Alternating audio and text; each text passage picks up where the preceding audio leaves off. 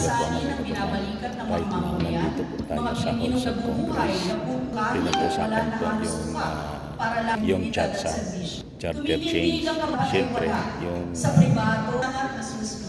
Yung kaninang nagsasalita, si Representative Arlene Rosas, isa sa mga kontra po sa chatsa kasi mga militant congressman po siya, Gabriela Partilis yata.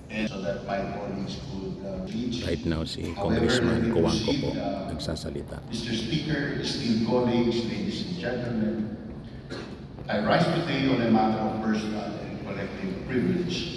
My speech is centered on the COP20, the United Nations Framework Convention. Yung ibang mga congressmen nagsipag-uwi na po. This represents several privileged speeches in this House. The important role that nuclear energy plays in alleviating poverty and providing comprehensive economic advancement for the Philippines. It is my earnest desire to alleviate mass poverty via cheaper electricity that will attract investments, local and foreign, generate massive employment opportunities, and national progress. It remains a mystery why the Department of Energy appears oblivious or now recognized is overlooking a significant opportunity of making this a centerpiece program of the government in alleviating poverty in the country.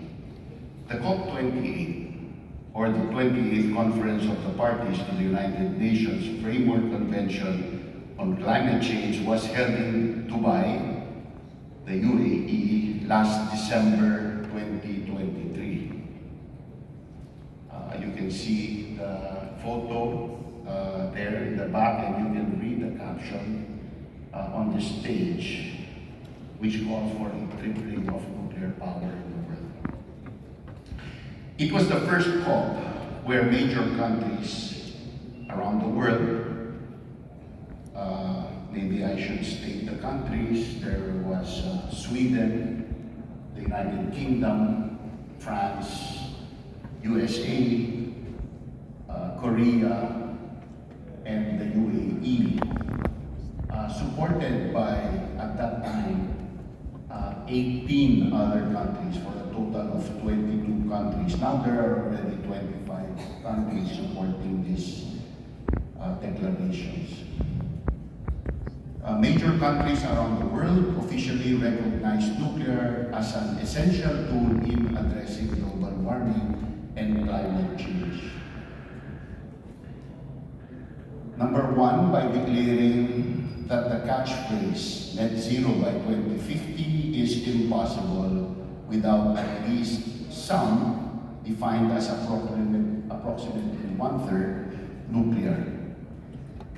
Number two, declaring their support for the tripling of world nuclear capacity by 2050.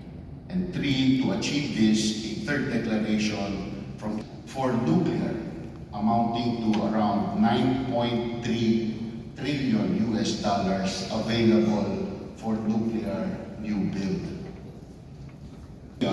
Which is the most qualified to commission our 100% complete yet mothballed nuclear power plant, has offered the Philippines to undertake a full economic feasibility study, costing at least $4 million US dollars, for free, without requiring a commitment to proceed on our part, even if the study produces positive results.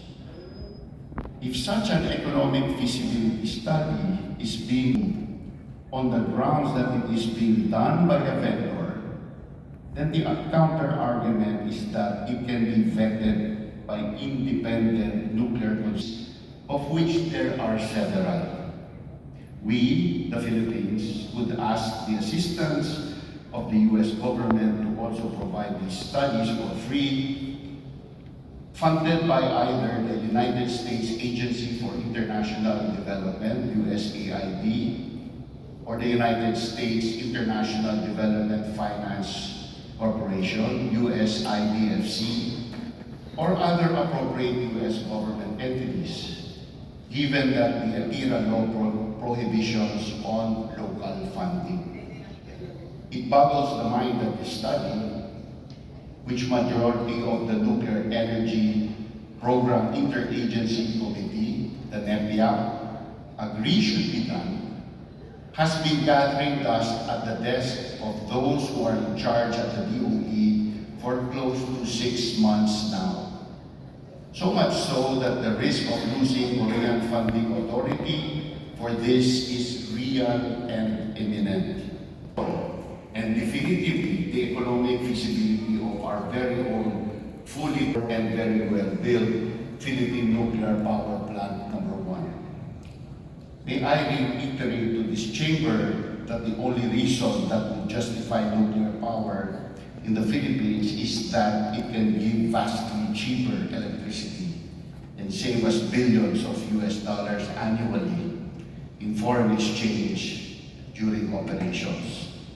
Nuclear power, because of its unmatched energy density, is truly magical in this regard, requiring infinitesimally less fuel versus coal or LNG. Energy density is also the reason why nuclear enhances national security. Just-in-time coal by ships means fuel inventory is always en route on ships, like nuclear, where 18 months of fuel inventory is physically present inside the reactor without the need for physical delivery whatsoever. To give an example of the much lower price of nuclear versus fossil fuel, coal is 19 times more expensive than nuclear, while LNG is 27 times more expensive than nuclear. Sample computation say, let's take US dollars to 30 million times 27 is approximately 515 million US dollars worth of LNG. Ang laki po ng diferensya. Fit all to be collected again for RD to the tune of 3.64 cents. For context, my distinguished colleagues from the Committee on Energy,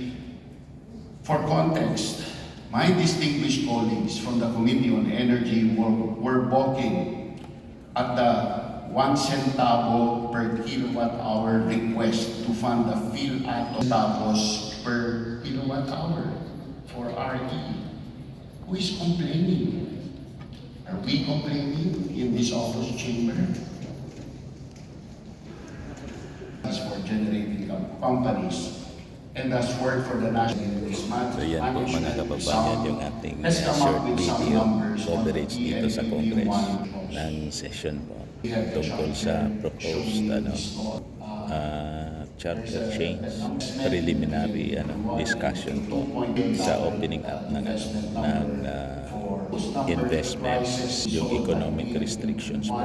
So ang discussion ngayon ni Congressman Coangco tungkol sa energy requirement ng ating bansa through nuclear.